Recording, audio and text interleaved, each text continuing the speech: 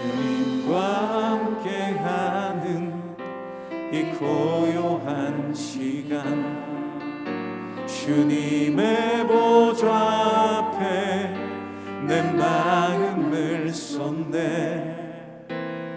모든 것 아시는 주님께 감출 것 없네. 내 맘과 정성 다해 주 바라나이다. 주님과 함께하는 이 고요한 시간, 주님의 보좌 앞에 내 마음을 쏟네. 모든 것 아시는 주님께 감출 것 없네. 내 맘과 정성 다해 주 바라나이다. 온 맘 다해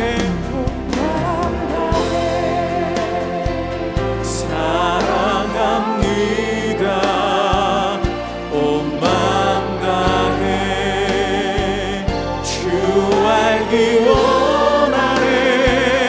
내 모든 삶 당신 것이니 주만 섬기리. 온 맘 다 나 염려하지 않아. 너희 안에 이 마음을 품으라. 곧 그리스도 예수의 마음이니 그는 근본 하나님의 본체시나 하나님과 동등됨을 취할 것으로 여기지 아니하시고 오히려 자기를 비워 종의 형체를 가지사 사람들과 같이 되셨고 사람의 모양으로 나타나사 자기를 낮추시고 죽기까지 복종하셨으니 곧 십자가에 죽으심이라.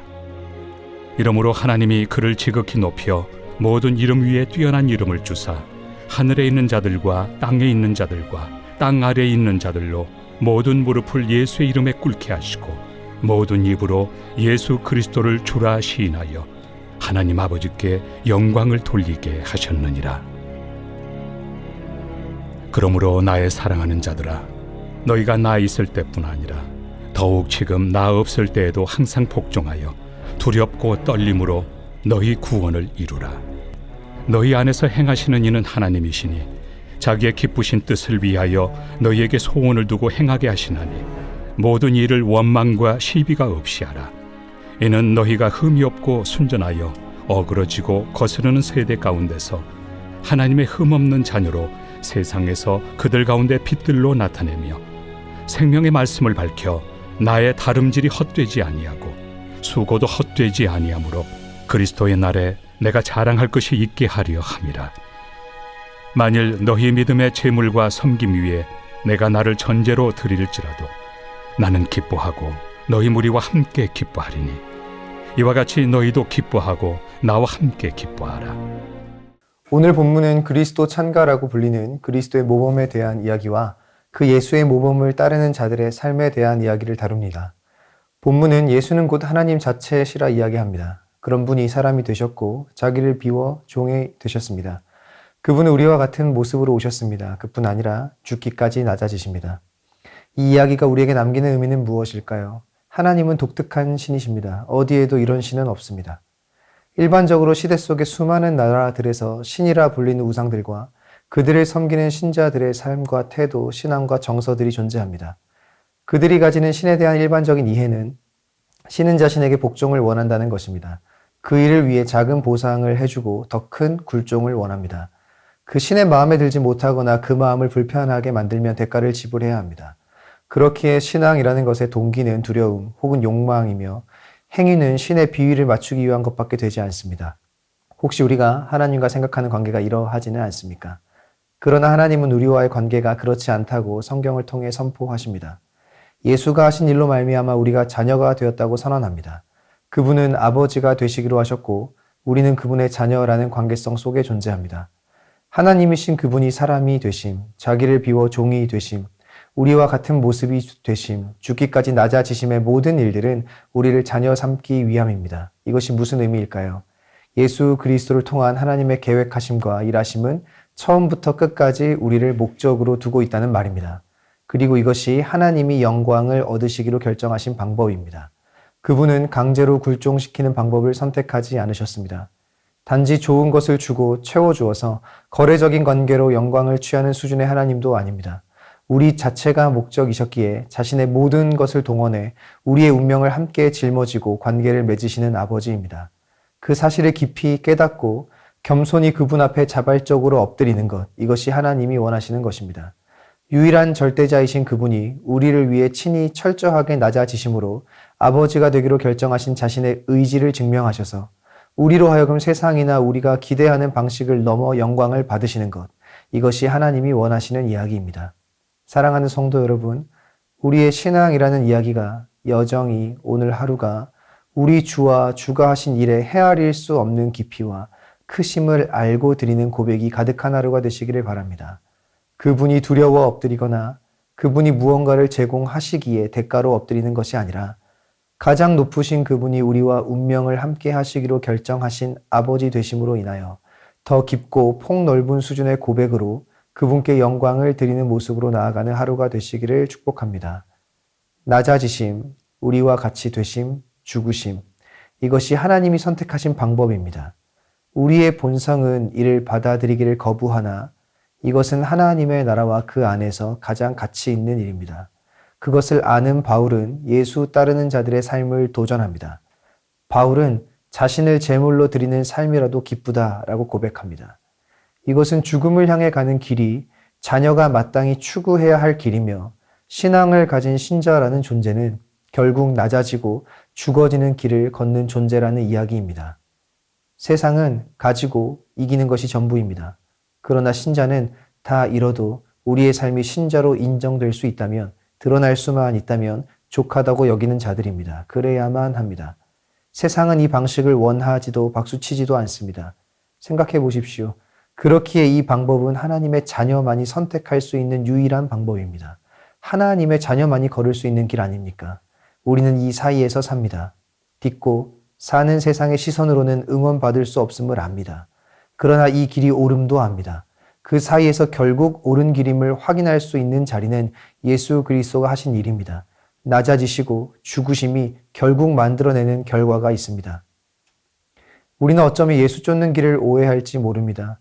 예수가 걸은 길이 우리에게도 세상이 보고 평가하는 것과 같이 응원되지 않고 박수 쳐지지 않으며 지지할 수 없는 것 같아 보인다면 우리가 말하는 신앙은 무엇이 되겠습니까? 우리 하나님은 결국 자녀들을 이 고민 앞에 세우시고 이 길로 인도하십니다. 우리 하나님은 예수 그리스도를 통해 하신 일들이 우리 안에 믿음으로 수납되어 우리의 일이 된 후에는 우리의 소원대로 우리 삶을 인도하지 않으십니다. 분명합니다. 그분은 우리의 소원대로가 아니라 자기의 기쁘신 뜻을 위하여 하나님의 소원대로 우리를 인도하십니다. 우리의 인생을 주의 목적과 방향, 주의 방법대로 인도하십니다. 그리고 점차 세상의 시선으로 보기에 지지할 수 없는 그 길이 얼마나 고귀하고 가장 가치 있으며 중요한 길인지 예수 안에서 끊임없이 가르치십니다. 그게 옳은 것이라고 잊을만 하면 다시 예수 그리스도의 일하심을 통해 확인시키시고 보여주십니다.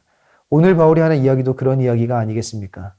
예수의 낮아지심과 죽으심이 우리에게 자녀됨을 선물하고 다른 방식이 아닌 세상이 상상할 수 없는 아버지의 방식으로 예수에게 무릎을 꿇고 그것이 하나님께 결국 영광이 되도록 인도하십니다. 바울은 그 이야기 후에 12절에서 그러므로 그렇기 때문에 우리의 길이 그분의 길과 같이 되어야 한다고 이야기하는 것입니다.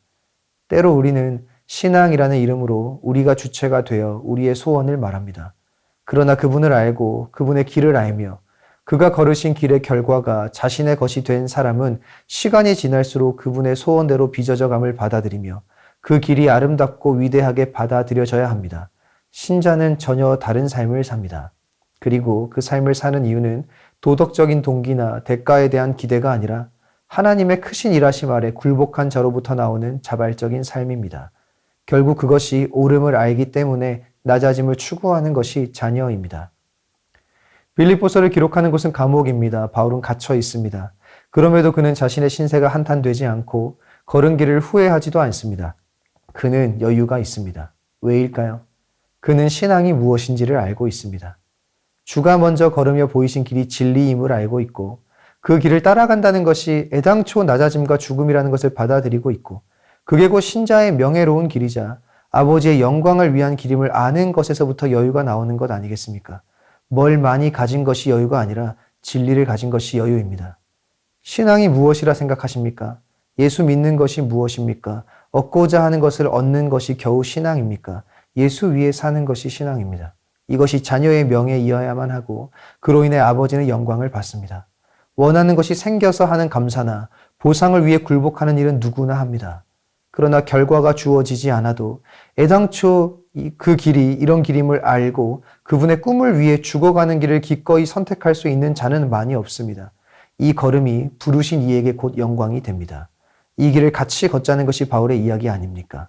오늘 하루 주가 하신 일을 다시 한번 되새기는 은혜가 있으시기를, 그 길이 결국 옳은 길임을 받아들이시는 믿음의 일하심이 있으시기를, 그 길을 따름이 결국 낮아짐과 죽음임을 알고도 걷는 용기가 있으시기를, 불안이나 비굴함이 아니라 진리를 가진 자의 여유와 넉넉함이 오늘도 우리의 삶을 지배하시기를, 그로 인해 우리의 선택과 행동이 아버지의 영광으로 이어지는 은혜를 누리시는 하루가 되시기를 축복합니다. 기도 제목 읽고 함께 기도하겠습니다. 예수 그리스도의 낮아지심과 죽으심에 담긴 아버지의 마음을 다시 한번 새기는 은혜가 있게 하소서. 아멘. 예수가 가신 길이 옳은 길임을 믿음으로 받아들이게 하시고 그 길을 따라 걸음을 내딛는 용기가 있게 하소서. 아멘. 진리를 가졌기에 나오는 자녀의 여유와 넉넉함이 가득한 하루가 되게 하소서. 아멘.